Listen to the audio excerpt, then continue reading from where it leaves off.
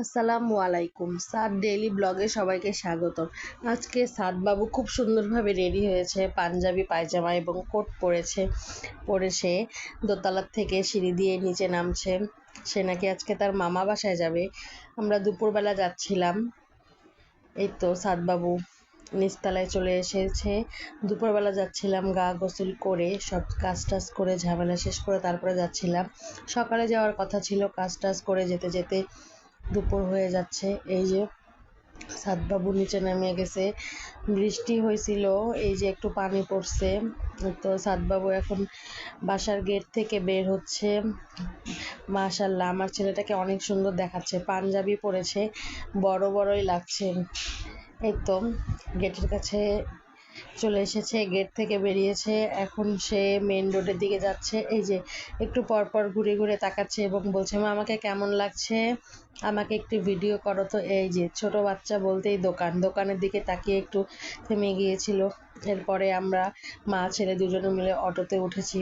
সাদবাবু অটোতে উঠে ভ্যাঙ্গাচ্ছে। এই যে দুই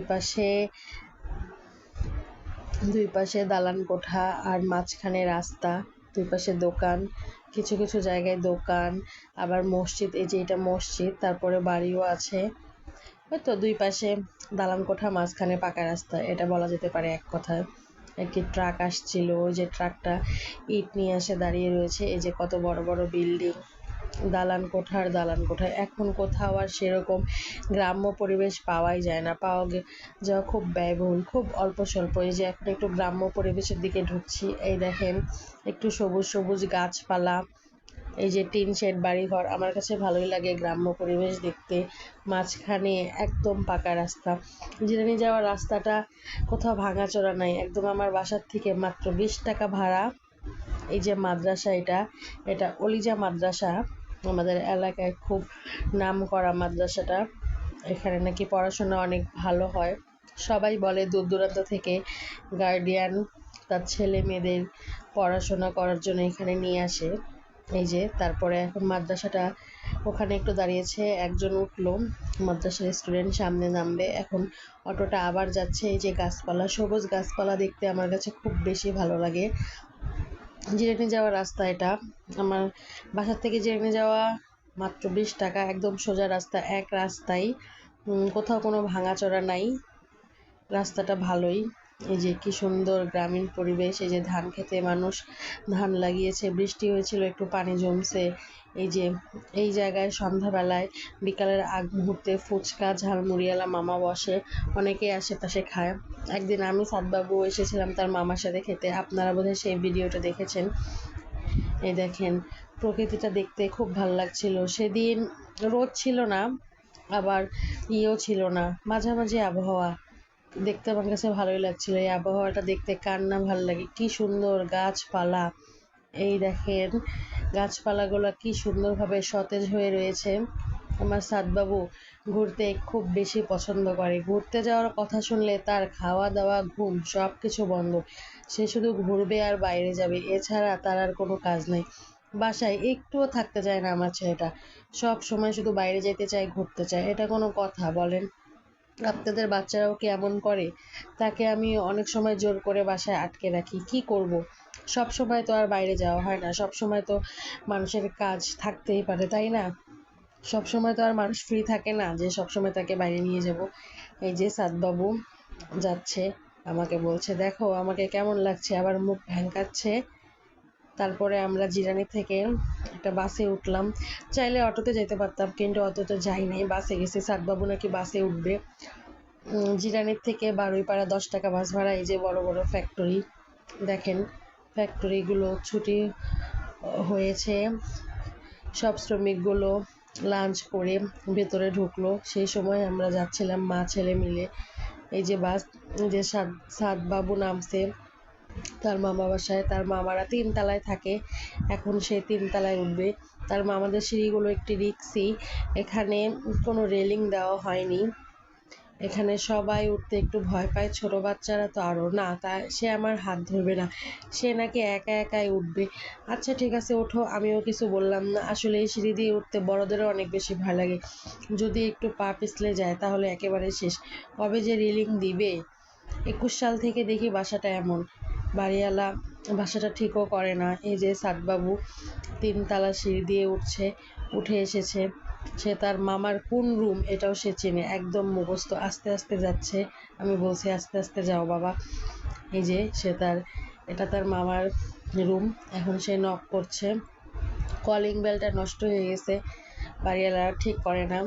এই যে সাদবাবু নক করছে, কখন তার মামি দরজা খুলে দিবে। এখানকার সব দরজাগুলো একরকম, একই সাজ করা, দেখেন কফি কালার, তারপরে নীল লাল এরকম সাজ করা। সাদবাবু অপেক্ষা করছে কখন তার মামি গেট খুলে দিবে। এই যে একটু পর পর নক করছে, আস্তে আস্তে নক করছে। আমি বলছি তোমার মামি ওই পাশের রুমে আছে, জোরে নক করো, শুনতে পাবে না।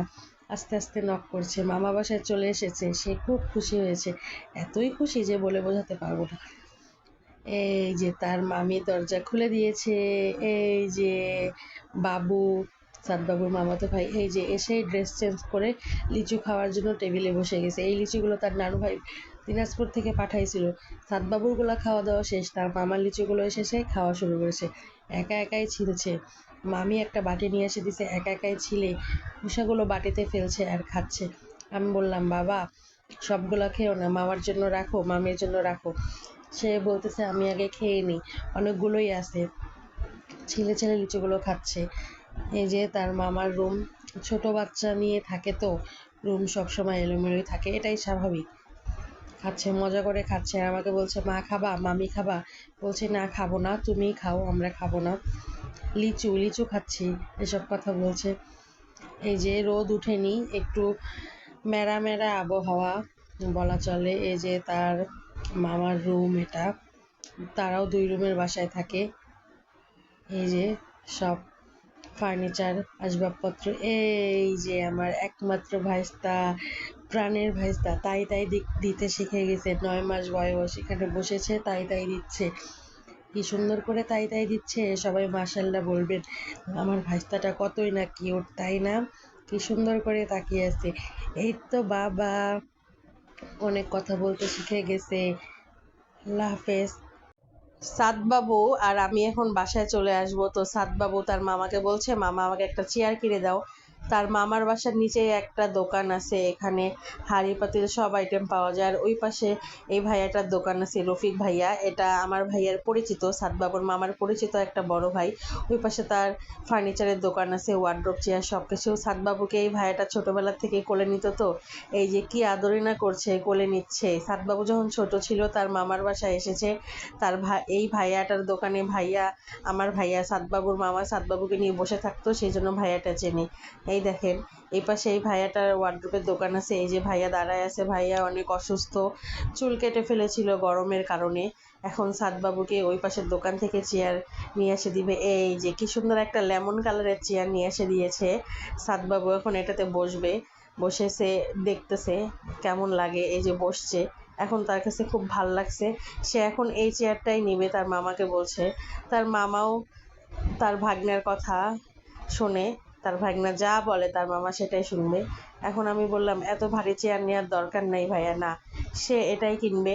পরে সাদবাবুকে তার মামা এই চেয়ারটাই কিনে দিল। এখন আমরা চেয়ারটা নিয়ে সুন্দর মতো মা ছেলে মিলে দুজনে বাসায় যাব। রাত 8টা বাজে গেছে। তো চেয়ার নেওয়া শেষ, বারবার সে এখানেই বসছে। আমি বললাম বাবা এখানে বসিও না, চলো বাসায় যায় বসি। না, তার আর ধৈর্য কুলায় না। এই যে তারপরে আমি প্লেট দেখছিলাম সাদবাবুর জন্য ছোট, কিন্তু না, ওই প্লেটগুলো ভাইয়ার এখানে নাই। সে আমাকে বারবার বড় প্লেটই দেখাচ্ছিল।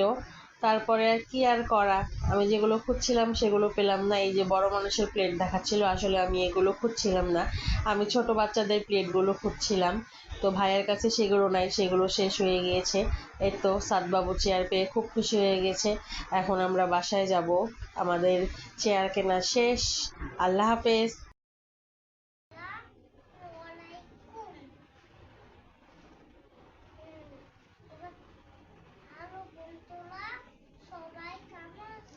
সাদবাবু, তোমাকে আজকে অনেক খুশি খুশি দেখাচ্ছে কেন? তোমাকে চেয়ার কে কিনে দিছে? তাই নাকি? তুমি অনেক খুশি হয়েছো? আচ্ছা সাদবাবু, কেউ কোনো কিছু দিলে তাকে কি বলতে হয়? তাহলে মামাকে থ্যাংক ইউ বলে ফেলো। থ্যাংক ইউ মামা। আই লাভ ইউ বলো। আই লাভ ইউ মামা।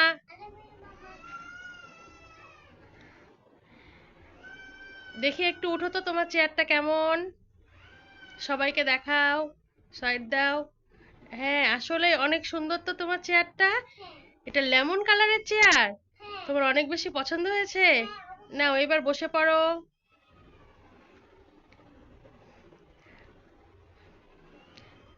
সবাই আমার জন্য দোয়া করবেন এবং বেশি বেশি আমার ভিডিওগুলো দেখবেন। আল্লাহ হাফেজ।